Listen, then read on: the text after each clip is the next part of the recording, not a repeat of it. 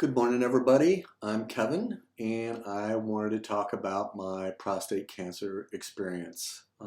I've been watching other videos of men and their recovery process, and I thought, maybe I'll document this for myself, my family and friends, and maybe for at least the awareness and the wellness of others that are just now finding out about it themselves. It is February 20th, 2021. I am 6 days out post-surgery. I am doing good. I'm doing much better than I anticipated. I thought this was going to be real difficult. There's been some difficulties, but nothing out of the ordinary. This is major surgery. They removed the entire prostate. So, but it's been going on track. I have had just the most excellent care from my Mercy team, from the Mercy nurses to the doctors. Everybody has just been outstanding. I just so appreciate their skills, their talents, their professionalism, and their experience. It just has been, I just applaud you guys. Thank you. I wanted to just talk about how I got here real quick. Back last year in late October, I had my yearly exam with my primary care doctor, Dr. Jeffrey Farron. I love. He knows me inside and out. He's been with me on all my hiccups and trials and tribulations and things like that, and has been outstanding on guiding me through this. He recommended a Dr. Steinbecker, a urologist, who then I had a discussion with about. We talked next steps. Primarily it was an MRI so that they could then get a very, very clear picture of what they were looking at instead of just a random biopsy that I was expected to take. So this was a more detailed biopsy, and they were able to lay out exactly where the cancer was, and of course, just say yes, it is positive. I do have cancer. So once we got that all laid out, then Dr. Steinbecker recommended Dr. Agarwal, the surgeon. Dr. Agarwal is just excellent. He's highly respected. I heard so many comments from the staff about having him as my surgeon, and it is proving true. He's just been an outstanding person. His skills and talents are very, very reassuring. So, because it's difficult, this is very difficult. My God, no one wants to hear the cancer word. Guys, this is a club we're not part of that we don't want to be a part of, but the reality of life, it is. So we move on and we take care of it. We do make the best decisions we can to take care of it. I'm 62. I'll be 63 in a few weeks. But I do have a medical history, a family history of my dad having prostate cancer, and he died from it. I don't know much about his situation.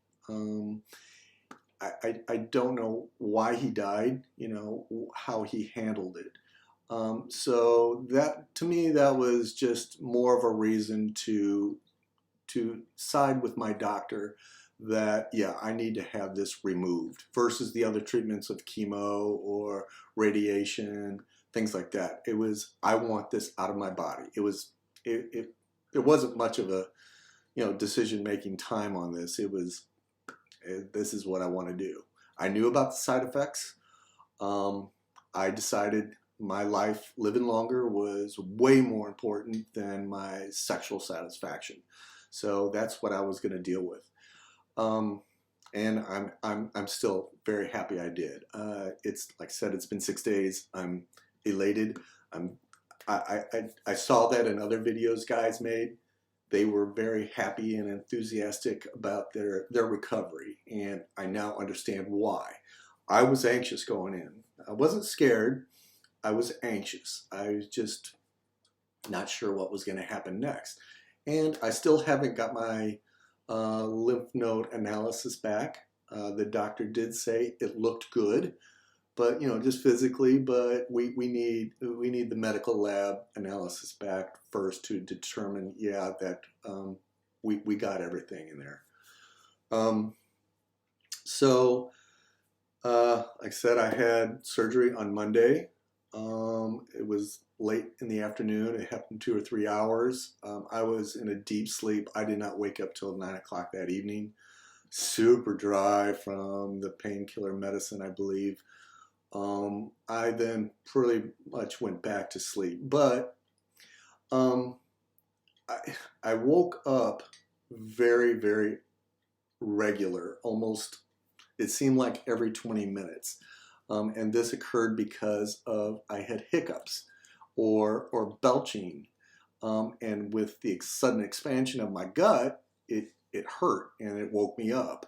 I did fall asleep right away, but also with the nurses checking in, I didn't get very much sleep that night. But it's part of the healing process. So the next day, I had a liquid diet.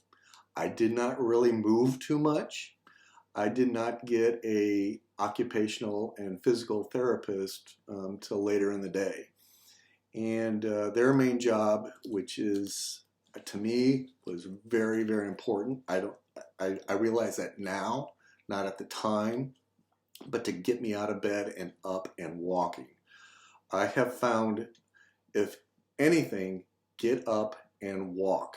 It's, again, there's work to be done here to make your body kick back in, because they did a lot of stuff down there. Even though it was the Da Vinci robot and they did small incisions, they took out a good part of the body. So that's what's going on when they get you up. Your body parts are settling back in place. So I noticed right away a change.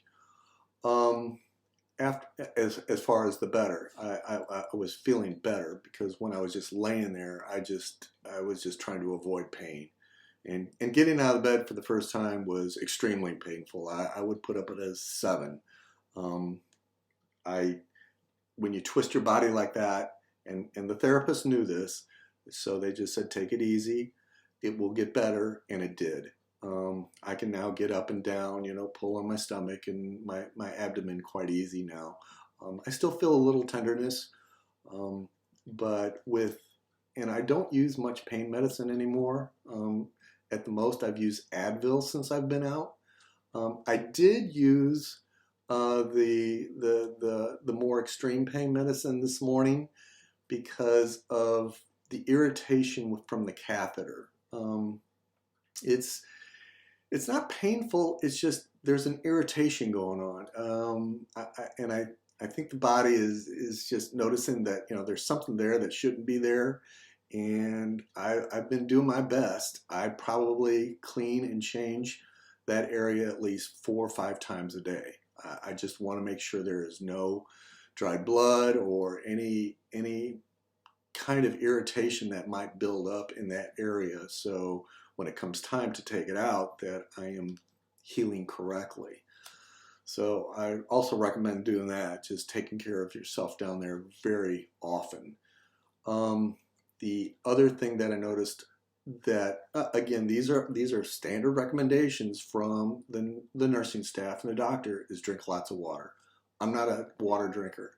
I do drink water, but not like they're recommending, 8 to 9 glasses a day. I now have water with me all the time. I'm drinking it a lot. It's amazing. You drink it, and then you watch the fluid go out into the tube. I mean, it's not going directly, but I'm just saying your body is constantly working on what you intake and what you output. So I think that is really critical. Instead of staying dry or low on fluids, I think water is super beneficial to you. I'm pretty convinced I will be keeping that up, and just general health-wise. I wanted to talk quickly, just real quick, about some surprises I didn't anticipate. One of the first ones was gas. When my doctor first came in and saw me, he came in to take off the side port where that drains some fluid out of your abdomen. It was a little difficult to take out, but prior to that, he asked me if I've been passing gas. I go, no, I haven't. My abdomen's been kind of tight and everything. I really didn't even think about it. After he took out that tube, it just opened me up as far as gas movement. I was blown away at how often I felt this rolling waves of gas just moving around in my insides. Sometimes it would get a little painful, because there's so much, but I was passing gas, and I was just passing gas a lot. I think they injected me with quite a bit of gas before the operation. So that was part of what I was passing also. But I also started eating solid foods after a day and a half, and I think that was producing gas. And so again, to alleviate that is to get up and walk. Your body just readjusts inside, and I did not have any gas problems at all as I'm walking around. I noticed them as soon as I sat down with my feet on the floor. Oh my God, gas would just roll up and just roll around, and then I'd put my feet up, and that would help it a little bit. But when I got up and walked around, that really helped. So there was waves of gas and bloating and being uncomfortable. But that's slowly subsiding. I'm feeling better and better each day. The other surprise that, besides the catheter, I don't think any guy thinks about a catheter being there, but it is kind of hard to see as far as, wow, there's something there that shouldn't be there. And but I've been taking care of myself down there so often, right? It's part of me. Like I said, irritation has just popped up recently, but it's no longer a shock like it was when I initially saw it. The real shock though was on the second day. Everything in my scrotum just swelled up immensely, probably 4 times its normal size. It was very, very uncomfortable. So when I got up and walked around, when I moved my legs and things like that, and sat down especially, I had to be super careful. Things are just in the way, and you could hurt yourself just doing from a simple move of sitting down. So I eventually figured out how to rearrange myself, make myself more comfortable. The swelling is apparently very common for some, and others maybe not encountered at all, but for me it was eye-opening. I was actually horrified when I first saw it. I was, oh my God. And the nurses reassured me, don't worry. So they showed me how to clean myself, and they've been instrumental in keeping me at least level-headed and common sense about what I've just been through. So again, thank you for all the nurses. They've been phenomenal. So the next steps are, I believe, on February 25th. I do have an appointment to see the doctor again after an x-ray. I think they're going to look to see how well the urethra is healing up so they can maybe take out the catheter, I'm hoping. The catheter has not been a huge problem. It's just, it's an irritation that I'll be very anxious to get rid of. But I just wanted to briefly talk about this again, the awareness. I will say that my brother and my son, after they've been watching me go through these iterations with my doctors, are very now aware of for themselves, and they themselves are going to doctors and on a regular basis, and they're going to talk about PSA and things like that. Even though my son is younger, it's his history too now, and so he's going to be aware of this. my brother, it's his history. So I'm glad that they're aware of it. And I would just say every guy should just be aware of your health wellness. Just go to your doctor every year. Just do it. It's not a big deal. Develop a relationship. I mean, do not be afraid of what you're going to hear. I'm sure most of the time it's going to be really good stuff. I mean, the doctor is there to help you.